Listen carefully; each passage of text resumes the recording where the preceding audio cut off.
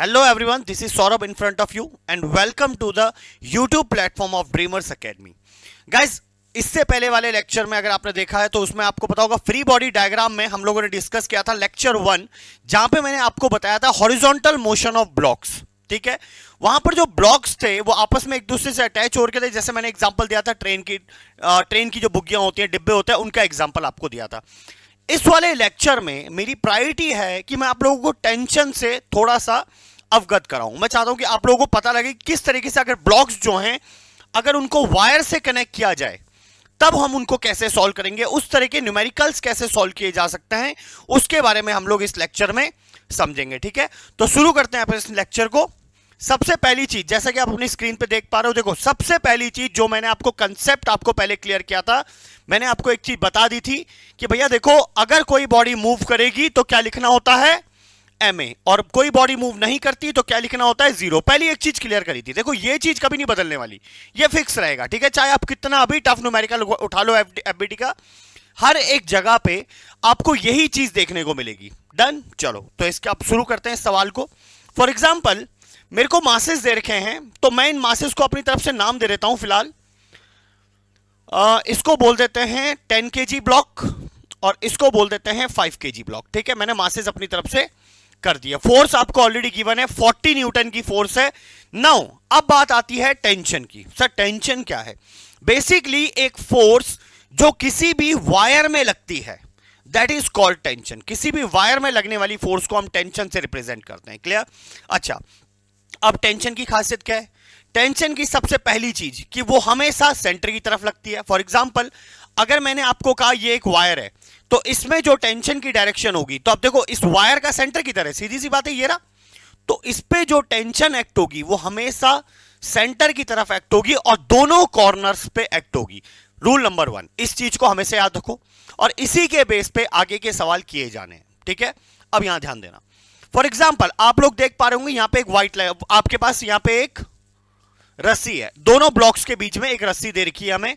यह आपका 10 kg का ब्लॉक था,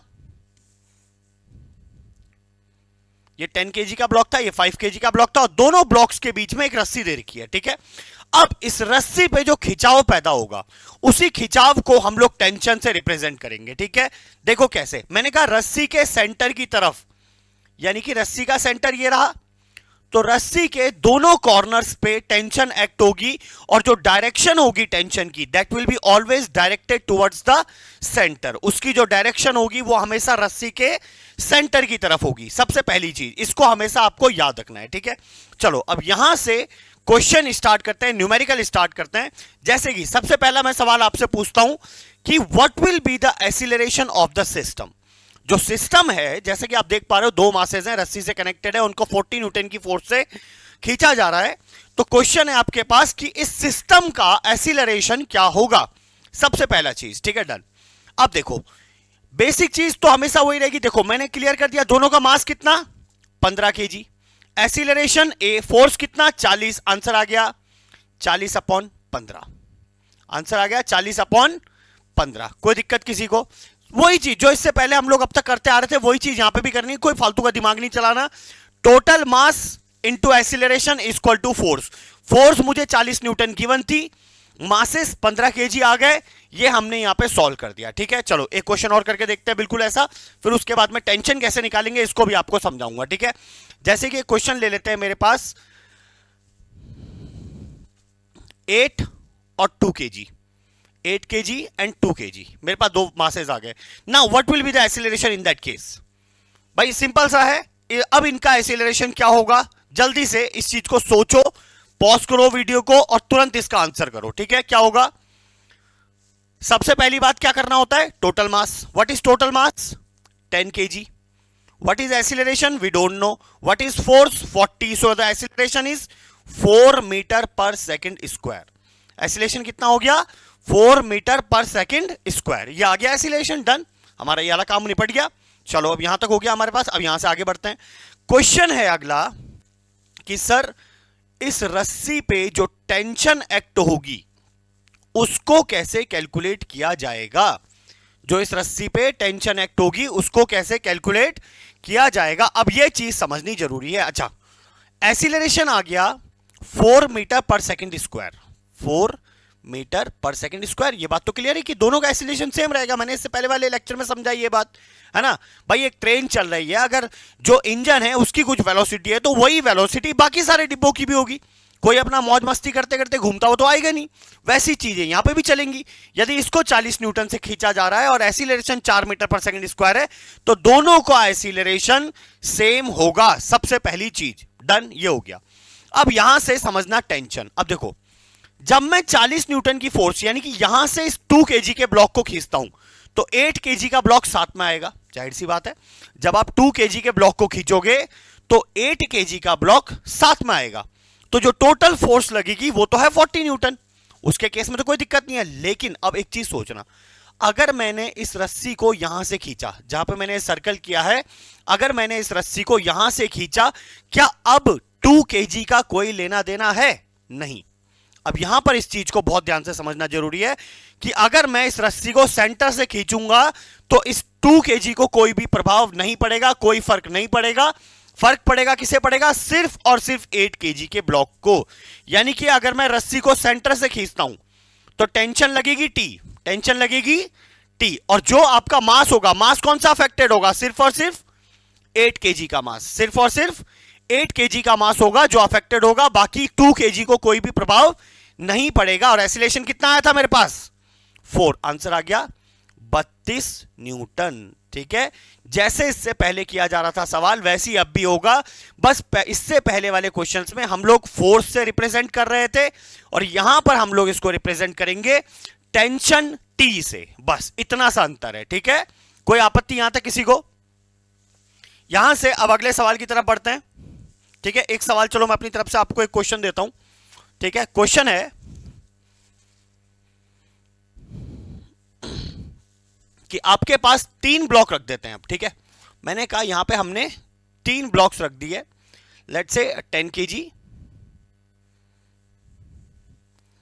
8 केजी एंड 2 केजी। ऐसे ऐसे हमने 3 ब्लॉक्स यहां पे रख दिए हैं। ठीक है, now there force acting on the system, let's say इस सिस्टम की फोर्स को हम लोग कह देते हैं 60 न्यूटन। मैंने 60 न्यूटन की फोर्स से ये तीनों ब्लॉक्स को खींचा जा रहा है। ठीक है, जाहिर सी बात है, जब मैं 60 न्यूटन लगाऊंगा तो तीनों की तीनों ब्लॉक मूव करना स्टार्ट करेंगे, ये तो जाहिर सी बात है। लेकिन अब यहां पे एक बात ध्यान रखने वाली है, वो क्या है? यहां पे 2 रस्सियां हैं, एक रस्सी एक टेंशन, 2 रस्सी 2 टेंशन, 3 रस्सी। जितनी रस्सियों का इस्तेमाल किया जाएगा, जितनी वायर्स का इस्तेमाल किया जाएगा, टेंशन उतनी ज्यादा होती जाएंगी। ठीक है, तो अब यहां पर सबसे पहला काम आता है डायग्राम को कंप्लीट करना। अगर मैं कहता हूं ये पहली रस्सी है और इसको बोल देते हैं नाम दूसरी, ठीक है, 2 अलग अलग वायर्स है मेरे पास, तो सबसे पहला काम है डायरेक्शन मेंशन करना इस तरीके से, क्योंकि डायरेक्शन टेंशन की कहां होगी? हमेशा सेंटर की तरफ, सबसे पहला काम। ठीक है, वैसे अब टेंशन 2 पे आ जाओ। ये हुआ T2, ये हुआ T2। यहां तक तो कोई आपत्ति नहीं होनी चाहिए किसी को, डन है ना। अब आते हैं T1 T2 की डायरेक्शंस आ गई, फोर्स 60 न्यूटन है। सबसे पहले बात, सबसे पहला काम, हमेशा सिस्टम का एक्सीलरेशन फाइंड कर लो। सबसे पहला काम सिस्टम का एक्सीलरेशन फाइंड कर लो। कैसे होगा बेटा? 10 + 8 + 2 कितना हुआ? 20 केजी। कितना हुआ? 20 केजी। एक्सीलरेशन फाइंड करना है, mass into acceleration equal to 60। Total force 60 है, 23 जा 60, एक्सीलरेशन कितना आया? 3 मीटर पर सेकंड स्क्वायर। पहला काम खत्म हो गया। ठीक है, पहला काम यहां पर निपट गया कि भैया तीनों सिस्टम्स का एक्सीलरेशन है 3 मीटर पर सेकंड स्क्वायर। दूसरा काम, अगर आपसे सवाल पूछा जाता है कि भैया इसमें T1 और T2 का मान क्या होगा, T1 और T2 की वैल्यू क्या होगी, अब इसको कैसे निकालेंगे? देखो, अगर मैं बात करता हूं T2 की, जब मैं यहां से खींच रहा हूं, इस पॉइंट से, जहां पर मैंने सर्कल किया है, इस पॉइंट से खींच रहा हूं, तो आप सोचो कौन आएगा? सिर्फ 10 केजी आएगा, 10 केजी आएगा। देखो होगा क्या ना, जब मैं 2 केजी को खींचूंगा अपनी तरफ तो 10 और 8 एक साथ आएंगे, लेकिन अगर मैं सिर्फ 10 केजी को खींचता हूं तो भाई 8 और 2 तो उधर की तरफ है, उनको तो कुछ नहीं होगा। अब सिर्फ 10 केजी मेरी तरफ आएगा। ठीक है, अब जब 10 केजी मेरी तरफ आ रहा है तो स्ट्रेच भी सिर्फ इतनी सी वायर में होगा, तो यहां पर जो लगेगा tension equal to mass into acceleration, और मास यहां पे ले लिया जाएगा 10 इंटू एक्सीलरेशन था आपका 3 और आंसर आ गया 30 न्यूटन। यानी कि T2 का मान हुआ 30 न्यूटन। T2 का मान कितना हुआ? 30 न्यूटन। और अगर यहां पे मैं T1 की बात करूं तो T1 को जब आप खींचोगे, इस वाली रस्सी को जब आप खींचोगे तो 10 और 8 एक साथ आ रहे हैं। तो जब 10 और 8 एक साथ आएंगे तो 10 और 8 18, ठीक है। तो आपके पास आ गया tension equal to mass into acceleration, यानी कि 18 इंटू 3, ठीक है। और ये आ जाएगा आपके पास 54 न्यूटन। कोई दिक्कत किसी को? ठीक है।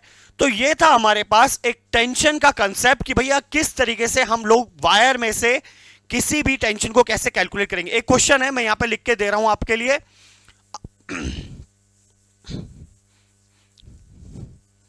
सारे बच्चे इसको खुद सॉल्व करेंगे, आराम से स्क्रीन को पॉज करना, इस क्वेश्चन को सॉल्व किया जाएगा। इस बार थोड़ा सा लेंथी कर रहा हूं इसको, 2 या 3 नहीं, मैं सीधे सीधे यहां पे बना देता हूं आपके लिए 4 ब्लॉक्स, ठीक है। कोई नहीं, 2-4 क्वेश्चन ज्यादा हो जाएगा, कोई दिक्कत नहीं होगी, ठीक है।